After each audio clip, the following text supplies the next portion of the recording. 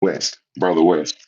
But Oh, Dr. they're West. gonna, yeah, Oh like no. that. You can't say nothing wrong about Dr. West. Like he's for the people. Like they're trying, but no one believes that one, right? Like, no one believes that one, right? Cornel West, he helping the Republicans. Like I don't think so. I don't think so.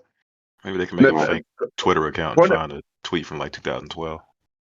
yeah, Cornell has had a unique place in Black history because he was the first person to come out loudly and critique Obama as a yeah, Black male.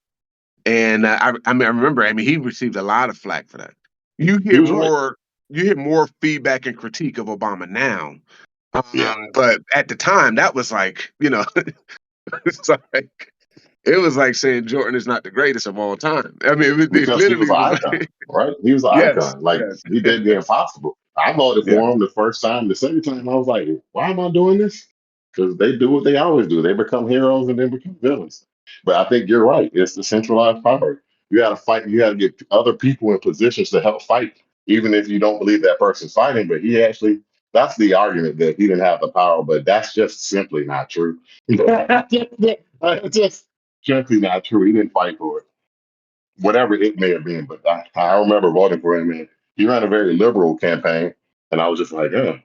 And it made me myself a millennial just don't believe in government as a whole. Not to the extent of the libertarian you talked to earlier, but to the extent of just like this is just an oligarchy, and we don't have any heroes. But But you know what's crazy. I think early elections. If you look at like Lincoln and around that time, you had to stay in your house during the campaign. The community had to campaign for you. You weren't out there. There wasn't no big, billboard. I mean, imagine that view where the people have to speak for you and the work you've done and the things that you've advocated for, and you're not the one sort of consuming sort of power and branding into one human being, but the community has to leverage their voice and power to select. So that's a different type of campaign than what we see now. Right now, we see who can brand the most, or who can brand the most effectively versus like community coming together to say this is the person that should lead us. they're chosen, like, and they're not chosen by us. That's how I feel. No. In my opinion. I mean, I don't know. I could be wrong, but you don't ever feel like they're really fighting for you and your. I don't know. People. I don't know what that means though, right? Economic freedom. Well, economic freedom is a hard thing to even kind of put Yeah. into something that the average person understands. But I think, Terrence, you hit on a point that was really good earlier, which is how do we get more young people to be wanting to be involved in the political process? They're No, pessimistic. They're young. yeah, I remember going to an event and one it was a young organizing event and they gave me one of their flyers and I said, hey, I'm running for mayor. I would really love to hear from you. My disposition is always to hear so that when I recommend policy, you can say that represented me or it didn't, and you can deselect me in the next election.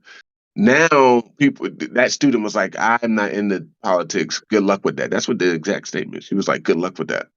And so if we don't handle this transition of power and young talent and leadership to a younger audience, my fear is that there's no longer not just a lack of vote, but there's no longer a desire. During earlier years in our history, there was a desire to be a part of a system that will give you political power. If we don't do a good job at transferring that responsibility and leadership and investment into a younger audience, we're going to lose complete desire to even engage in that space. And I that's mean, my fear of the current time. Well, can we've I seen how ask, it like, works. have you? Hold on. Wait. We had like no, I'm sorry, not we, but they had a younger person like AOC. She went in there with her quote unquote liberal ideas, and I mean, look at her now. So like, look at her now. She's kind of sold out to the establishment. So that's what people see. Uh, I think that so for me, I think that there's some level of power that exists in community that doesn't require government at all. So there's this Fact. huge, there was this huge CRT movement during 2020 when I was announcing. I remember somebody called me. It was like, so I teach social justice, I teach African American leadership, I teach research and evaluation at the university. And so in the academic world, CRT is a sub theory to critical thinking or the critical theory. Um, but in the social world, you would think that this is the greatest theory of all time, or it's a dominant theory in the academic world. But it's not. It's just it was lifted up as a tool to poke holes in sort of black power that was consolidated during that time. Um, and at that time, what I was saying is they were attacking schools, books, even some professors, teachers. Um, they're talking about history. There were certain things you can't teach in history. There were these sort of deliberate attacks. But if you teach your kid at home, I have a huge library at home. I have a 9-year-old son. You can remove books from the school if you want. My son will have a tremendous library. He will see me reading. He will see me studying. He will have his own book collection. So you can remove any book you want. He will have the book. But so if we empower communities, families to take control of aspects of their life, these local attacks can happen all day, but they won't impact our community. We've said that here before that we don't believe the school should be Hold teaching the dynamics hold on of one second. slavery and all that stuff. Like, no, all slavery and whatever kind of Hold chattel on, Rick. slavery. Go ahead. Hold for a second. I got a question. How do you all expect to gather the support of the youth when outside looking in, looks like we haven't done anything for black people? How have our lives overall gotten better from your interaction with us? I mean, do you have the trust of us as people? I'm not going to tell my son to do anything with it. Yeah. So the weight. So this is another. That's a really good question. Usually, the voter feels the weight of having to trust somebody. Like I mean, I hope I trust this guy. Hopefully, they pull out some solution for me. But really, it should be the other side. I should be actively engaging in your desires, your outcomes, where you want to go, so that I earn that trust, that connection, that transfer of votes to. But people don't feel they need to earn it anymore. So to your point, if somebody doesn't earn your vote, don't vote for them. If somebody doesn't own your trust, don't trust them. Candidates should be earning that in real time and not during a campaign. A campaign should only last between 6 to 8 months. If I that's the mean, only, oh, go ahead. and sorry to cut you off, but as far as the youth, right? The youth is sitting here on the back end of multiple generations that have seen failures where things ultimately just haven't gotten better from it. And though the youth is more idealistic in their views and their overall perspective of things, they can tell, like, hey, we had bombings of churches and now we're having bombing of churches again. Whatever has happened, especially with black leadership in our community, it hasn't made things better. We're in some kind of cycle. We're going right back where white people want to segregate. They want to push us back to the city. They're gerrymandering again, right? So I don't know if it's rhetoric that's posting out a lot of that makes us think it's worse than it actually is. But from the perspective of the average everyday youth, it doesn't feel like, and even my perspective, right, as a 37-year-old grown black man, I don't see how government or black leadership has done anything to make my life better. In fact, it's made it more stressful, more uncomfortable, and I feel ostracized from my own community because of most of the views in the Democratic and Black Party. I'm just being honest. So No, I'm no, trying to no, understand, huh? no. I think you bring up a very solid point. One, I think that there is a view that we should have of government that should be readjusted. And I'm not on here advocating for existing how things exist as it is now. I have a certain view of how government should engage constituencies, and I don't know if that is happening at the moment well. So one part to your question, I think the government is a part of a series of tools that a human being should have on their tool belt. It shouldn't be enlarged to a point to where if this entity doesn't perform for me, my life falls. So I am advocating for an appropriate view of both local, state, and federal government in a person's life. The second part that I think is important, I think there's a way in which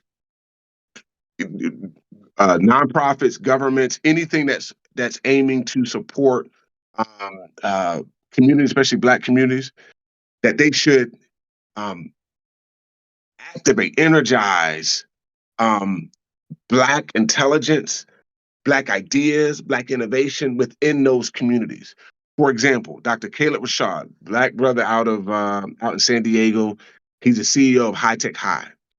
What they do is they go into communities and they teach communities design thinking, not policy, not wealth creation, design thinking. And then from their design thinking, the kids start to believe that, man, my ideas can change the world. My ideas can change this community. And it's parallel with a series of skills that they develop that would allow for them to produce real-time solutions. So when that kid leaves that community, when something is absent, they're like, man, I can create that solution. Or when something is not present, they're like, man, I can do this. And it's coming from a Black CEO of one of the most well-funded schools in the country. And I think there's a way in which we can give younger audiences access to skills that will allow for them to activate what they feel they need right now without having to even look to government or nonprofit. I'm seeing those pop up everywhere, sort of like the community design hubs and they call it liberation design, whereas it's embedded in community and it's not this tech design, it's not this Ivy League design. Is really embedded in the ideas, the hopes, the fears, the dreams of people in the community, and that is actually being embraced by a younger audience. You said something, and it kind of made me uh, draw a parallel. Do you know what a brain drain is for like foreign countries? I don't. So a brain drain is typically when you have we'll call it third world, or just a country that doesn't have a large, GDP or whatever. And Mhm. essentially all their trained people leave the Oh, I country see. to go Yeah, to the first world and send money back. So it's gotcha. not that they don't have smart people, it's just that all of them leave to support the economy essentially. Yeah. So, and what you just talked about, it kind of sounds like an ongoing issue because it's not something that hasn't been going on. But we talk about Black people like we don't go on to do better and escape like the poor places, but we do. I just think it's rare that we actually come back to those places and try to support where we come from.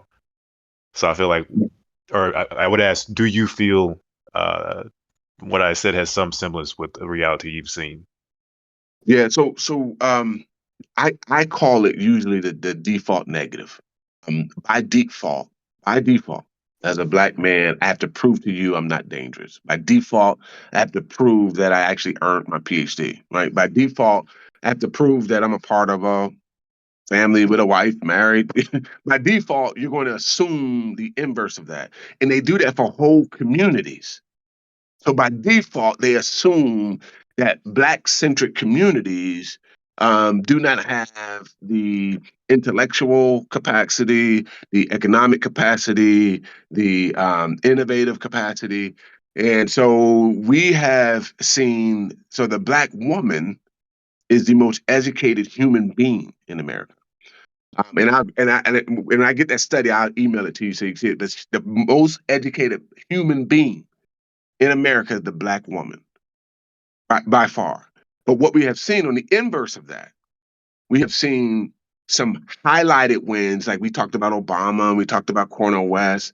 But the data for Black men is still troubling. If not um, um, troubling, it's deeply concerning. Um, in my profession, I teach in the School of Social Work. We probably average one Black male per year or semester. In my class, I'm just talking about my class. They just did away with the affirmative action. But even when it existed, I've been teaching at my university for 8 to 9 years. I still didn't see no crazy explosion of numbers. So we're living in this world where we start to position genders versus each other, and it ends up hurting the Black community overall. when we need to be uplifting everyone. That most educated Black human being needs to also parallel to the success of Black men. I'm not seeing